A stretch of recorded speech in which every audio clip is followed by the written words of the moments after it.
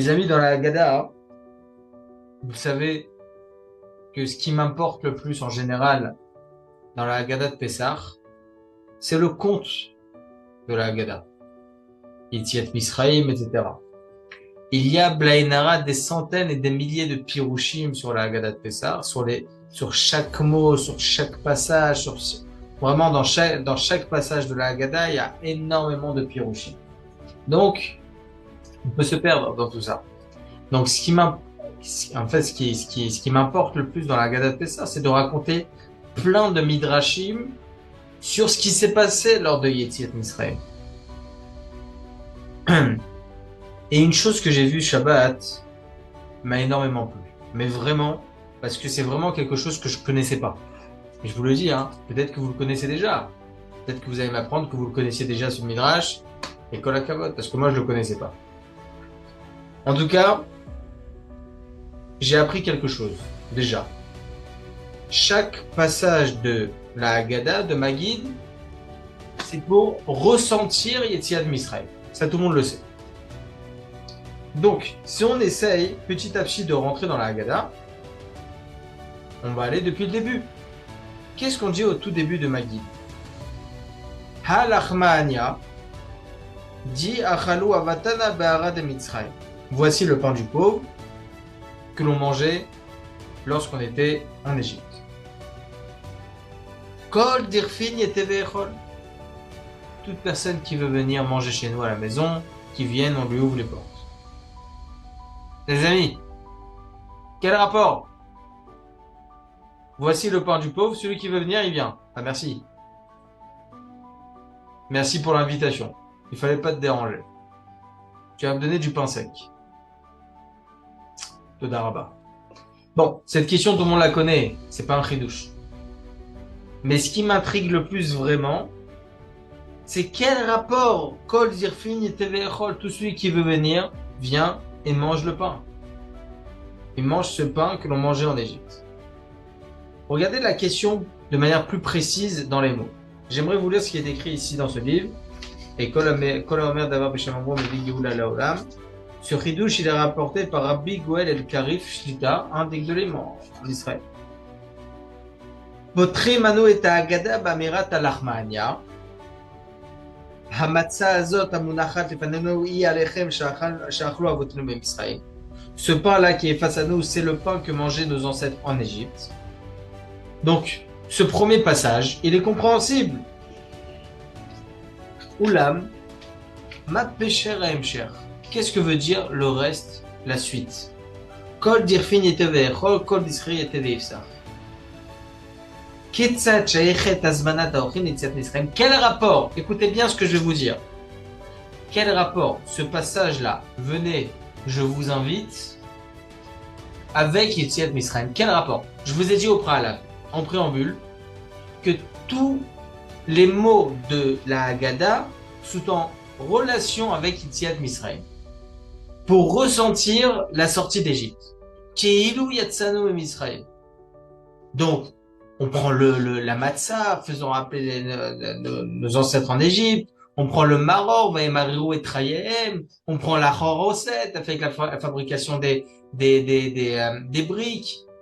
L'eau salée pour faire rappeler les larmes. Donc, tout est en liaison avec Yetziat Misraïm. Tout notre engagement lors de la Haggadah, c'est ressentir Yetziat Misraïm. Donc, la question qui se pose, je comprends, voici le pain qu'il y avait en Égypte. Donc ça, c'est totalement en liaison avec ce qu'on est en train de dire. Mais quel rapport maintenant l'invitation? L'invitation, venez, je vous invite. Quel rapport avec Yetziat Misraïm? On peut inviter toute l'année. Quel rapport maintenant avec Yetziat Misraïm? Quel rapport? Écoutez bien ce que dit le Admour Migour, le Imre Emetz. Écoutez bien.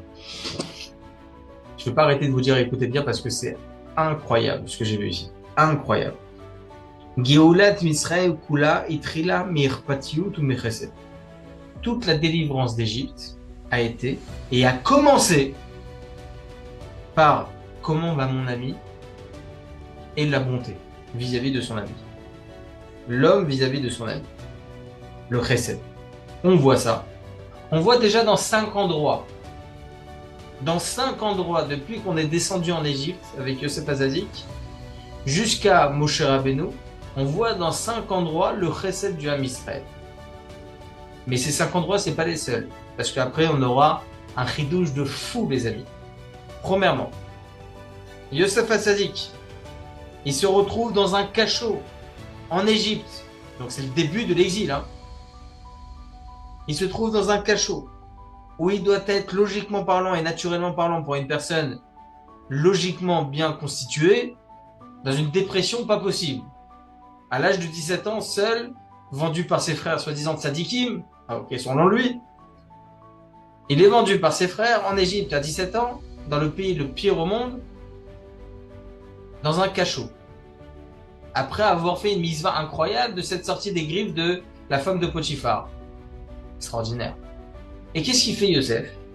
Il voit 2 personnes en train de se chamailler. Le Sarah Mashkin et le Sarah Ophim. Les 2 ils sont en train de se dire, attends, j'ai rêvé de ça, mais qu'est-ce que ça veut dire? Qu'est-ce qu'il fait Yosef? Et les mitaniennes, il leur dit, qu'est-ce que vous avez? Comment je peux vous aider? Yosef Hatzadik, il va pour aider 2 personnes, 2 ministres du roi. Incroyable. Premier chesed, Yosef Hatzadik. Deuxième chesed, Yosef, il est promu second du roi. Et là, grâce à sa sagesse et à sa force, il sauve non seulement l'Égypte, mais le monde entier d'une famine certaine. Shuv chesed. Voilà encore une fois, le point, c'est le chesed de Yosef Hatzadik. Troisième, Paro, il va décréter un décret qui est Hashem Ishmor, le pire moment de la Galout Misraïm, Kol Aben Ayilot Ashlichuhu. Chaque nouveau-né, vous allez le jeter dans le Nil.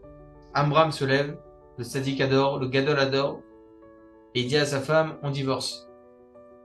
Le Ham Israël fait de même, divorce. Myriam Anevia vient et s'interpose à son père Amram. Et il dit, papa, Paro, il a tué que les garçons, toi tu tues aussi les filles. Amram déclic. Il se remarie avec Yocheved et le Ham Israël se remarie. Chesed incroyable. Pourquoi? Parce que c'est une Messirut Nefesh de fou. Ils ont un doute, 50% c'est un garçon qui va naître. Mais là, ils savent pertinemment que d'un d'entre eux va sortir le Goël. Il va sortir le délivreur du Ham Israël. Messirut Nefesh incroyable du Ham Israël. On continue à faire naître des enfants. On ne sait jamais, peut-être que de nous va sortir le délivreur. Chesed. Bithia, la fille de Paro, elle voit dans le Nil, donc ce couffin. Elle tend le bras. Elle sait pertinemment qu'elle ne va pas y arriver. Mais elle veut tellement aider et sauver ce petit garçon, ce petit bébé qu'il y a dans ce berceau. Encore une fois, chesed. Cette femme va sauver le Moshiach, va sauver le délivreur du Ham Israël, va se convertir et va se marier avec Caleb Ben Yefuneh. Chesed incroyable qu'elle a fait au Ham Israël. Elle a sauvé celui qui va délivrer le peuple juif. 5e endroit, Yocheved, la mère de Moshe Rabbeinu, pardon. Elle pose ce petit berceau là dans le Nil, et là Myriam de loin, elle aperçoit, elle essaie de voir comment va aller son frère. C'est elle qui va faire en sorte que son petit frère, elle sait pertinemment que c'est lui, celui qui va délivrer le Ham Israël, c'est lui qui va recevoir d'Akadosh Baruch Hu la Torah. Et donc elle ne peut pas se permettre que ce bébé là puisse s'impurifier avec le lait d'une Égyptienne.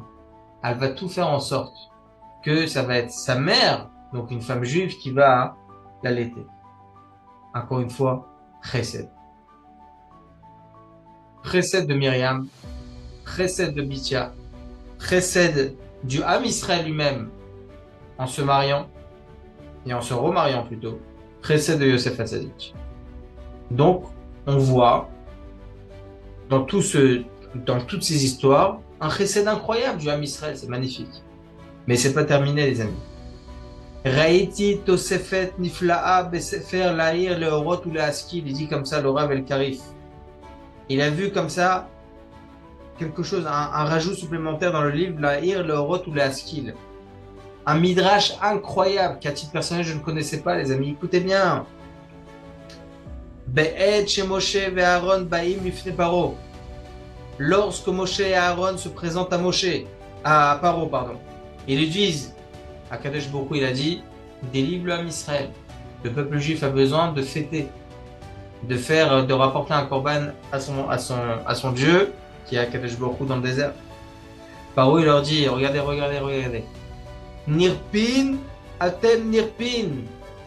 Alken, atem omrim, nelcha nizbech al Hashem. Veteven lo iten lachem, vetochen levanim, titenu. Dit non seulement, je ne vais pas les délivrer, mais je vais alourdir leur fardeau. Parce que, à partir d'aujourd'hui, ils devront fabriquer des briques sans le foin que je vais leur livrer. Et devront aller eux-mêmes prendre le foin, faire ce ciment et faire eux-mêmes les briques. Et il rajoute le rokéar, la chose suivante. C'est quoi titenu? Vetochen levanim titenu. Nous donnerons. On donnera, ça veut dire, ils iront eux chercher. C'est quoi titenu? Kol Yehudi, écoutez bien ce que dit le rokéar au nom du Midrash. Chaque juif, il avait l'obligation de fabriquer chaque jour 400 briques. Paro, il leur a dit, Teven lo iten lachem, c'est quoi titenu? Taftnu, 400 donnés. Teven lo iten lachem, du foin je leur donnerai pas. Mais par contre, le nombre de briques restera le même. Ils devront chaque jour fabriquer 400 briques. Même sans foin, ils feront ce qu'il faut. À la fin de la journée, qu'est-ce qui se passait? Eh bien, il y avait les émissaires du roi qui venaient, qui vérifiaient, les gendarmes. Ils regardaient chacun s'ils avaient rapporté 400 briques ou pas. Et si il y en avait un qui n'avait pas fabriqué les 400 briques, eh bien, ils le frappaient avec des coups insupportables. Mais il y en avait un, Baruch Hashem jeune, tous les jeunes, Baruch Hashem, ils avaient la possibilité de fabriquer un peu plus, 500, 600 briques par jour. Donc qu'est-ce qu'ils auraient pu faire? On laisse 400 pour aujourd'hui, 200 pour demain, comme ça demain j'aurai que 200 à faire. Non. Qu'est-ce qu'ils faisaient? Écoutez bien ce qu'il dit le Midrash. Otam mataim levenim notarim ayu tormim lechol amiskenim. Les 200 briques restantes, il les gardait pas pour le lendemain, pour travailler moins le lendemain. Non, il les donnait aux personnes âgées, vieillards, faibles, qui ne pouvaient pas fabriquer eux les 400. Hop, on te donne 200, comme ça tu te fais pas frapper dessus. Et là, à ce moment-là, qu'est-ce qui se passait? À partir du moment où Moshe et Aaron sont partis voir Paro pour demander de délivrer le Ham Israël, Paro il a alourdi. Personne, écoutez bien ce que dit le Midrash, personne, même les jeunes, n'arrivaient pas à arriver à 400 briques par jour. Impossible. Ils arrivaient à 100, 150, les jeunes bien forts, etc. Ils arrivaient à 100 maximum, 100 briques par jour. Les vieillards, les vieux, les faibles, ils arrivaient à combien? 10, 20, 30 briques par jour. Écoutez bien ce que dit le Tana d'Eliyahu, les amis, c'est un truc de fou. Le Tana d'Eliyahu, il dit la chose suivante. Nishbeu Israël a sotreset. Ils se sont fait un serment l'un à l'autre, le Ham Israël.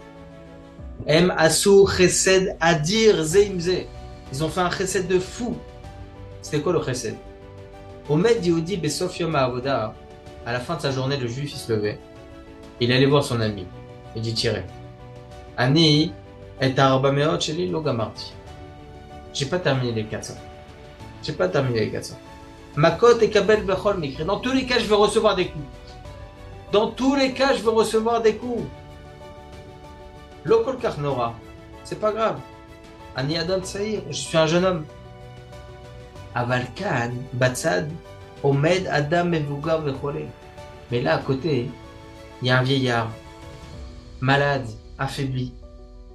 Lui, il a réussi une vingtaine, trentaine de briques. Lui, s'il reçoit des coups, il meurt sur place.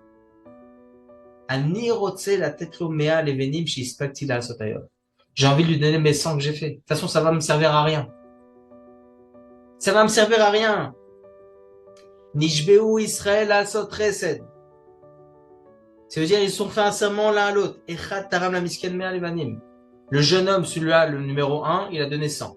Le deuxième, il a dit, c'est quoi, moi aussi? Je vais donner 100. Le troisième, moi aussi, je lui ai donné 100. Et comme ça, chaque vieillard, écoutez bien ce qui est écrit dans le Tana de Eliaou, chaque vieillard est faible, recevait et avait à la fin de la journée 400 briques. 400 briques. Alors que les jeunes hommes, les jeunes forts, etc., eux, ils recevaient des coups. Anashim Shabdou Kaché, eux, ils avaient travaillé dur pour arriver à 100, déjà à 100. Ils donnaient leur travail. À Orachaim, écoutez bien, c'est pas terminé. À la fin de Parashat Shemot, il rajoute quelque chose d'incroyable. Vaetzav Paro Bayom Aou. Paro, il a ordonné ce jour-là, c'est Xéra de ne plus donner de foin. Et que chacun devait rapporter 400 briques sans le foin. Il dit l'Orachaim Akadosh, Ota Xéra la Teven Rak Yom Echad Bilvad. Cette Xéra, il dit l'Orachaim Akadosh, ce décret sur le Ham Israël, de ne plus, de faire 400 briques par jour, sans foin, eh bien, cette Xéra, elle a duré qu'une seule journée, Bayom Haou. Il dit l'Orachaim Akadosh, c'est quoi Bayom Haou? C'est une seule journée. Pourquoi? Il dit l'Orachaim. Les Machorat Gvarit Batla Xéra. Le lendemain, il n'y avait plus de décret. Madoua. Pourquoi? Berega. Chez Yehudi, Moukhan et Kabel Makot Kedela Azor la Chéni. À partir du moment où il y a un juif qui est prêt de recevoir des coups pour aider son deuxième copain, son copain. Ayam Moukhan Lisbol Kedela la Chéni. Quand il est prêt, ce juif-là, à souffrir pour sauver son ami, Miad Betela Akzera Venosho Israël. De suite, le décret s'est arrêté et la délivrance a commencé. Et donc, Geulat Misraim Echla Vechesed. Juste termine. Donc la Geoula d'Égypte, elle a commencé par quoi? Par le Chesed. C'est pour ça que le Sfat Emet Migour, il dit comme ça, que la Haggadah commence par quoi? Kol dirfin et tevechol. Chaque juif qui veut venir manger à la maison, qui vienne. Pourquoi? Sheken bazet lui a Géoula d'Israël. Parce que c'est grâce au Chesed qu'il y a la Géoula du Ham Israël. Bisruta no sha'anu. Par ce mérite, nous avons pu être prochaine délivrés de Paro. Et par ce mérite, nous pourrons être délivrés dans la prochaine délivrance. Voilà le Midrash.